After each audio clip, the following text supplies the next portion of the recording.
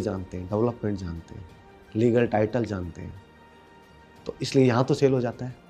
हमारी पूरी टीम ने 12 शहरों की स्टडी की थी और 12 शहरों की स्टडी करने के बाद मैंने मुंबई थर्ड का चुनाव किया है।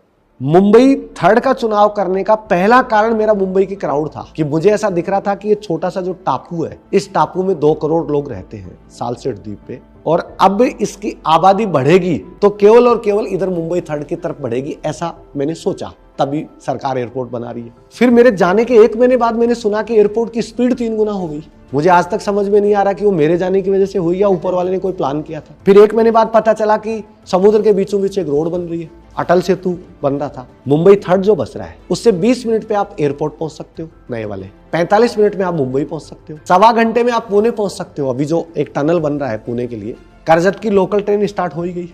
पनवेल खत्म होने के बाद जो एरिया आता है उसको मुंबई थर्ड आप मान लीजिए, जो चौक तक है, आगे चौक से भी थोड़ा आगे तक 5-7 किलोमीटर आगे तक खालापुर तक ले लीजिए, वो सारा मुंबई थर्ड का एरिया है।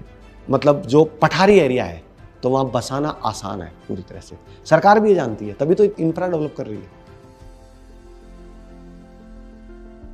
रियासत इंफ्रा ने नवी मुंबई के लोधीवली में रियासत संकल्प और संकल्प मेडोज जैसे प्रीमियम प्लॉटेड टाउनशिप्स लॉन्च किए। ये प्रोजेक्ट्स रेजिडेंशियल और कमर्शियल प्लॉट्स के साथ आते हैं, जहां हर प्लॉट 1120 से 6300 स्क्वायर फीट के बीच है। यहाँ मॉडर्न अमेनिटीज जैसे club house, swimming pool, gym और योगा लॉन्स भी हैं। इनका फोकस सिर्फ लग्जरी नहीं बल्कि सस्टेनेबिलिटी पर भी है, rain water harvesting, solar lighting और एफिशिएंट वेस्ट मैनेजमेंट जैसे फीचर्स के साथ।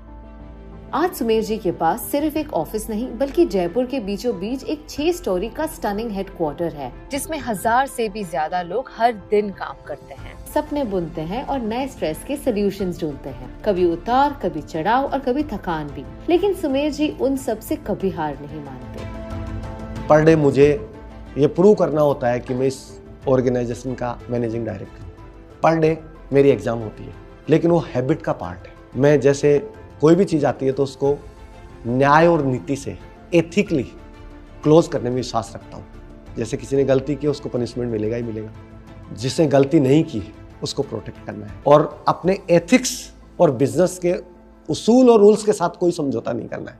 कितना ही लॉस हो, कितना ही फायदा हो, कोई समझौता नहीं करना है।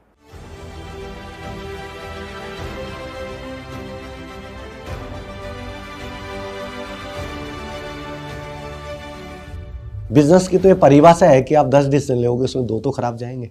तो मेरे भी डिसीजंस गलत होते हैं, लेकिन बाकी 8 में मैं अच्छा कर लेता हूँ तो मैनेज हो जाते हैं। मैं मुंबई से हूँ और हम कभी प्लॉट के बारे में सोचते भी नहीं है।